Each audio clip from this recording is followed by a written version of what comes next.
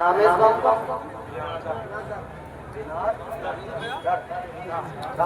बिनारदा। ऐ मेरे भाइयों, जब ये मस्जिद जन्नत में जाएगी तो बिनार दो इस गांव की मस्जिद भी जन्नत में जाएगी। गांव में मस्जिद बनाने वाले याद रख ले, तूने अपने गांव की किसी जमीन पर ईंटें नहीं लगाई, अपने गांव की किसी जमीन पर तूने फर्श नहीं किया, बल्कि तूने ये जन्नत का महल बना लिया, जन्नती घर तामीर कर लिया, अल्लाह का घर बनाया। ये जन्नत में भी तुझे मिलेगी। तेरे गांव की मस्जिद है, तू जन्नत में भी इसे पाएगा, जन्नत में भी अपने गांव की मस्जिद को देखेगा। मगर एक बात गौर से सुन ले, आज मौका है इस मस्जिद में नमाज पढ़ ले तो ये मस्जिद भी होगी और तू भी जन्नत में होगा।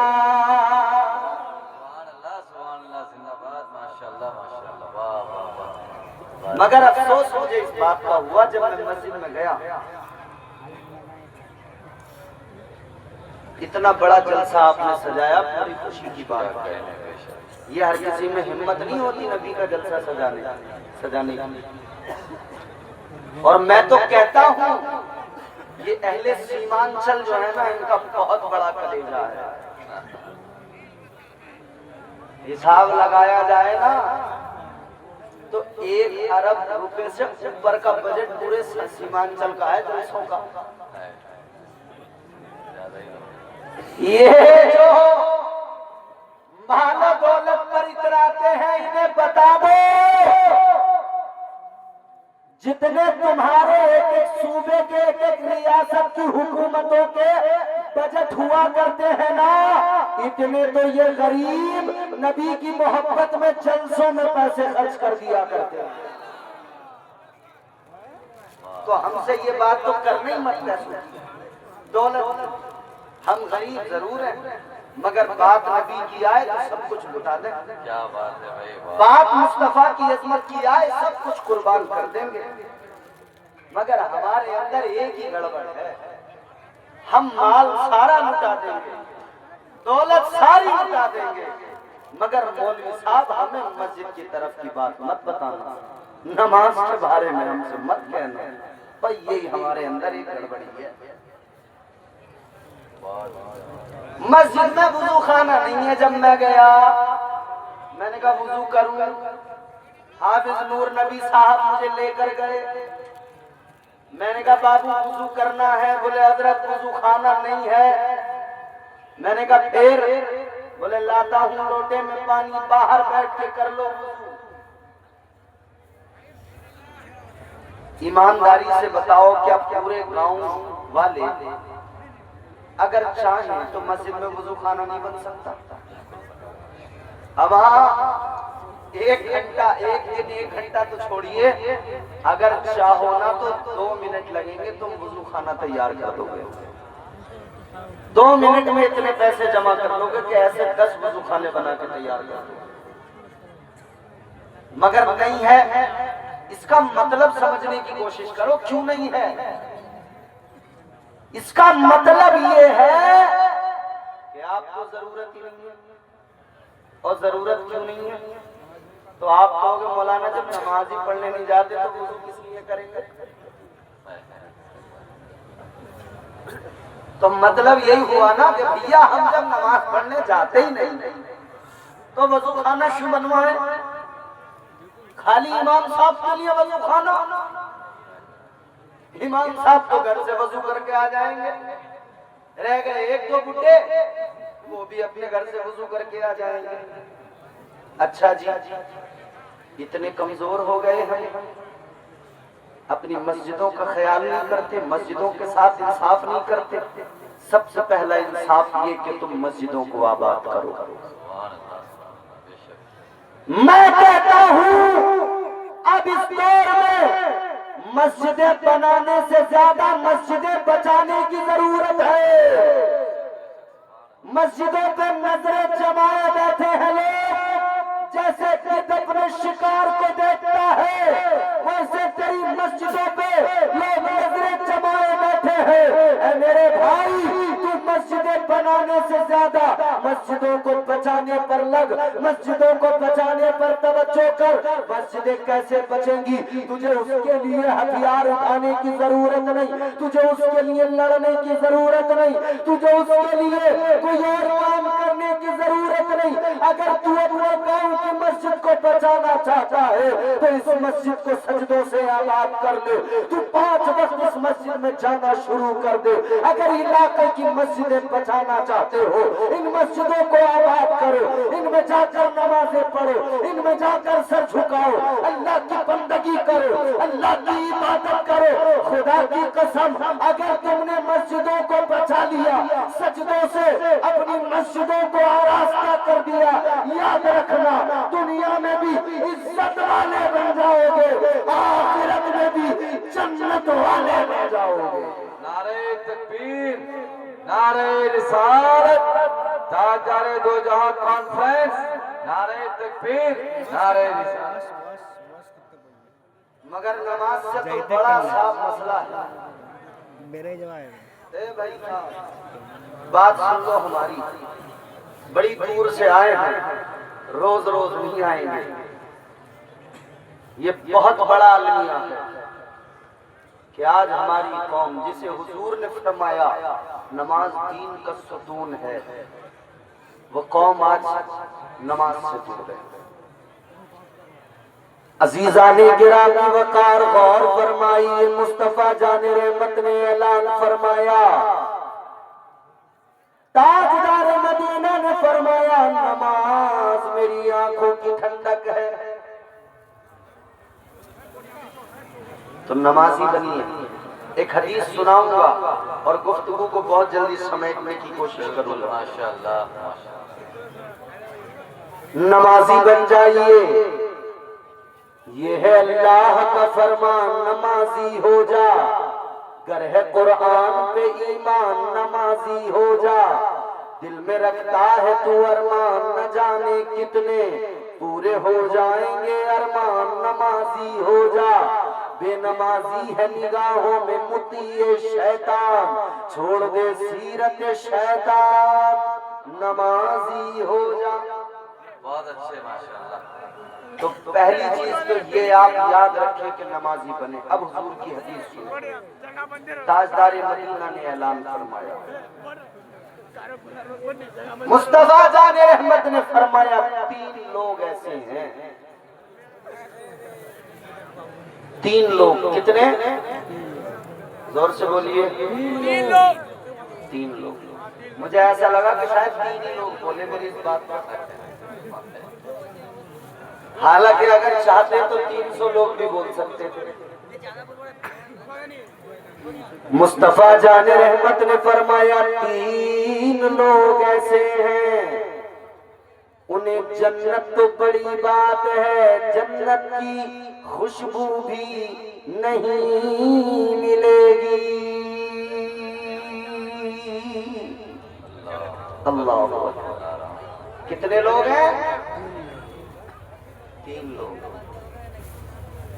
गौर से सुनिए अज़ीज़ानी गिरामी उल कद्र, 3 लोग ऐसे हैं कि उन्हें जन्नत तो बड़ी बात, जन्नत की खुशबू भी नहीं मिलेगी। पहला कौन? सुल्ताने मदीना वाली कायनात मुस्तफा जाने रहमत ने फरमाया, पहला बेनमाजी जो नमाज नहीं पढ़ता। याद रहे, जो नमाज नहीं पढ़ता, जन्नत तो बड़ी बात है, उसे जन्नत की खुशबू भी नहीं मिलेगी। होश में आइए, हुजूर का फरमान है, किसी और की बात नहीं है। मुस्तफा जाने रहमत का फरमान है। अच्छा, ये तो अल्लाह अगर बख्शने पे आए तो बड़े बड़े गुनहगार को बख्श दे। हुजूर अगर शफाअत करे तो बड़ा बड़ा गुनहगार बख्शा जाए। मगर फरमान मुस्तफा जान रहमत का ये है कि बेनमाजी होश में आए जन्नत की खुशबू से भी महरूम रह जाए। आगे बढ़िए मेरे अजीजों, दूसरा कौन, बहुत गौर से सुनने वाली बात, और फिर से मैं आपको अपने मजमून की तरफ लाने की कोशिश कर रहा हूं।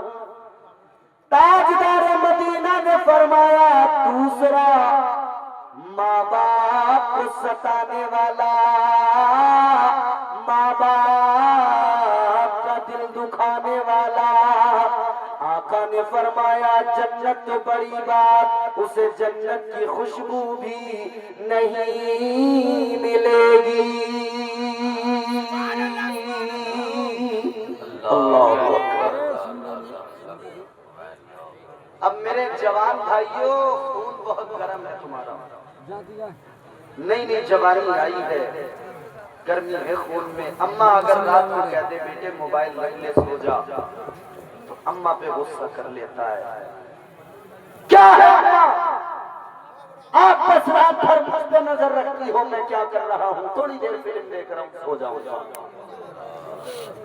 ये जो तू तेज आवाज में बोलता है ना माँ से, माँ के दिल पे लगती है। और याद रखना, अगर माँ का दिल दुख गया, अगर माँ के दिल को तकलीफ पहुंच गई, तेरी दुनिया भी तबाह हो जाएगी, आखिरत में भी खसारा ही खसारा। ये तेरी माँ है, इसके साथ इंसाफ कर। अगर इसने तेरे साथ इंसाफ न किया होता तो तू दुनिया में नहीं होता। इस माँ ने अगर शिकम में तेरा ख्याल न रखा होता तो तू दुनिया में न होता। इस माँ ने 9 महीने तुझे पेट में रखा, फिर तू दुनिया में आया। अगर इस माँ ने वो दर्द न उठाए होते तो तू दुनिया में न आया होता। आज तू जवानी के नशे में इतना ज्यादा मखमूर हो गया, तू माँ की इज्जत भूल गया, बाप का एहतराम भूल गया। कान खोल के सुन ले मेरे मुस्तफा जान रहमत के गुलाम, गुलामी का सबूत दे, माँ का कभी दिल न दुखाना। इस माँ ने तेरे साथ कैसा सलूक किया, इस माँ ने तेरे साथ इंसाफ किया, इस माँ ने तेरे साथ में क्या किया। इस माँ ने तेरी परवरिश की, जब तू हिल नहीं सकता था, खाना मांग नहीं सकता था, दूध के लिए बोल नहीं सकता था, तबीयत खराब तो बता नहीं सकता था, बस तू रोता था। अल्लाह ने तेरी माँ को वो दिल दिया, अल्लाह ने तेरी माँ को वो एहसास दिया। जब तू रोया तेरी माँ ने समझ लिया भूख की वजह से तू रोया है, अगर तू बीमार हुआ तब रोया। तेरी माँ ने समझ लिया आज मेरा बेटा बुखार की वजह से रो रहा है, तेरी माँ ने समझ लिया आज मेरा बेटा बीमारी की वजह से रो रहा है। ये तेरी माँ का इंसाफ था, ये तेरी माँ ने तेरी परवरिश की। सर्दियों की रात थी, तेरी माँ तुझे बिस्तर पे लेकर लेट गई। और आज वाली माओ के लिए तो चलो बड़ी आसानी है, डायपर लगा दिया, काम खत्म, छुट्टी सारी रात। और अब तो औरतें ऐसी हलकट हो गई, ऐसी ऐडी हो गई, अब तो वो गर्मी हो सर्दी हो बरसात हो, झड़ा डायपर, बच्चा डायपर ही पहने हुए पूरे दिन। मगर याद करो वो माए जिन्होंने बच्चों को डायपर तो नहीं पहनाए, फिर भी बच्चों की परवरिश की। सर्दियों की लंबी रातों में बच्चे ने जब बिस्तर पे पेशाब किया तो माँ ने बच्चे को गीले बिस्तर पर नहीं सोने दिया कि इसको सर्दी हो जाएगी, ठंड लग जाएगी। किसने संभाला? माँ ने संभाला। माँ ने बच्चे को उठाया, सूखे पे सुलाया, खुद गीले पे सो गई, अपनी परवाह नहीं कर रही है, बच्चों की परवाह कर रही है। सोच जरा मेरे जवान, कल तेरी माँ ने तेरी इतनी परवाह की, आज तू माँ का दिल तोड़ रहा है, आज तू माँ का दिल दुखा रहा है। याद रखना सारी इबादतें, सारे सजदे, सारी बंदगी मुंह पर मार दी जाएगी। अगर तेरी माँ तुझसे राजी नहीं होगी, जरूरी है अपनी माँ को राजी कर ले, अपने बाप को राजी कर ले। जज़ाकल्लाह कहने की जरूरत ही नहीं है, मैं खत्म ही कर रहा हूँ। 3 लोगों का जिक्र किया, तीसरे की बहुत माशाअल्लाह करे माशाअल्लाह। और अभी माज़रत। मसला ऐसा है भैया, अब तकरीरें सुनने का चलन रहा नहीं, तकरीरें अब रस्मन हो रही हैं। चलो हम भी रस्म अदा किए लेते। अजीजा ने गिरामी वकार, जरा गौर से मेरी आखिरी बात सुनिए। मुस्तफा जाने रहमत का फरमान, ताजदार मदीना ने फरमाया, तीसरा वो जिसके घर की औरतें बेपर्दा घूमती हो, वो जन्नत तो बड़ी बात, उसे जन्नत की खुशबू भी नहीं मिलेगी। कहने की जरूरत ही क्या है, खुद बताइए ना सोचकर, कौन सा घर ऐसा है जिस घर में आज औरतें बेपर्दा ना हो? कौन सा घर है जिस घर में आज औरतों ने दुपट्टे को सर से उतार के न रख दिया हो?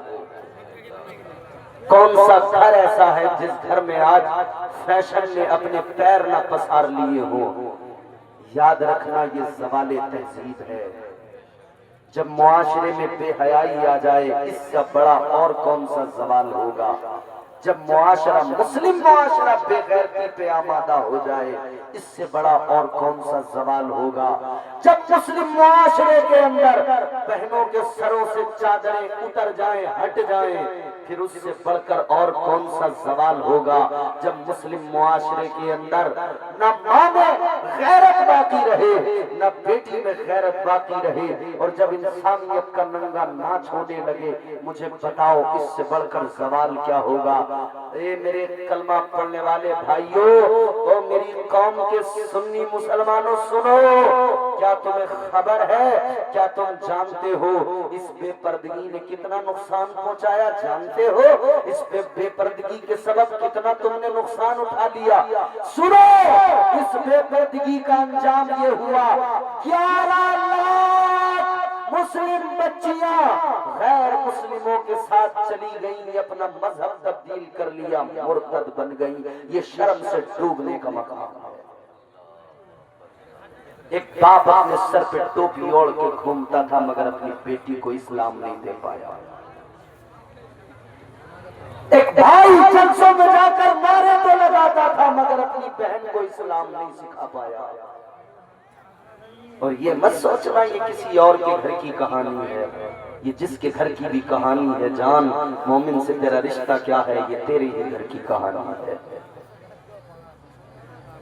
आज जो औरतें आवारा घूम रही हैं, ये आवारगी जो मिजाजों में आई है, खुदा के लिए आपकी मेरी हम सब की जिम्मेदारी है, हम इनके साथ भी इंसाफ करें और इन्हें बताएं इस्लाम क्या है, इन्हें बताएं माँ की जिम्मेदारी है, बेटी को बताए पर्दा क्या है, बाप की जिम्मेदारी है, बेटी को बताए बेटी सैयदा फातिमा की गैरत का क्या आलम था, भाई की जिम्मेदारी है बहन को पहले प्यार मोहब्बत से फिर सख्त निगाहों से कहे, बहन मुझे हर बात मंजूर है, तेरे सर से आंचल उतर जाए ये मुझे गवारा नहीं है, तेरे सर से दुपट्टा उतर जाए मेरी बहन ये मुझे गवारा नहीं है। याद याद रखना मेरे भाई, जिस दिन अपने मुआशरे के अंदर ये बात पैदा हो गई कि हम इस्लाम के उसूल ज़वाबित पर अमल करने लगे, फिर देखना यही हम होंगे, यही दुनिया होगी, हमारी शान, हमारी इज्जतें, हमारा वकार वही होगा जो 1400 साल पहले मेरे मुस्तफा ने अदा किया, जो 1400 साल पहले सहाबा के दौर में था। जो इस कौम का वकार था वही वकार होगा, वही इज्जत होगी, वही मकाम मर्तबा होगा। याद रहे, पहले अपने आप की इस्लाह करो, फिर जमाने की इस्लाह करो। सबसे पहले खुद को मुजरिम समझो, पहले अपने जुर्मों पर नजर डालो, पहले अपने आप को देखो, पहले अपने आप से अपनी इस्लाह का आगाज करो, फिर इंशाअल्लाह मुआशरे की इस्लाह होगी। मेरे भाई, ये जलसे सजाने का मकसद दीन सिखाना, ये जलसे सजाने का मकसद दुनिया को पैगाम अमन देना, ये जलसे सजाने का मकसद दुनिया को मोहब्बत मुरब्बत का पैगाम देना, ये जलसे सजाने का मतलब दुनिया को इस्लाम सिखाना। अल्लाह ताला हमें इस्लाम के उसूल व ज़वाबित पर अमल करने की तौफीक अता फरमाए। जोर से बोलो आमीन। आमीन अगर सब नहीं बोलोगे तो दोबारा तकरीर शुरू कर दूंगा, समझ लो, फिर तुम्हारी खैर नहीं है, फिर रोक दूंगा मैं पीर बरकाती को। अल्लाह ताला हम सबको नेक अमाल की तौफीक अता फरमाए। परवरदिगार हम सबको प्यारे मुस्तफा सल्लल्लाहु अलैहि वसल्लम का सच्चा आशिक बनाए। अस्तगफिरुल्लाह रब्बी मिन कुल्लि ज़ंबिन व अतूबु इलैह। कलमा शरीफ पढ़िए, ला इलाहा इल्लल्लाहु मुहम्मदुर रसूलुल्लाह सल्लल्लाहु अलैहि वसल्लम व मा अलैना इल्लल बलाग। अस्सलामु अलैकुम व रहमतुल्लाह।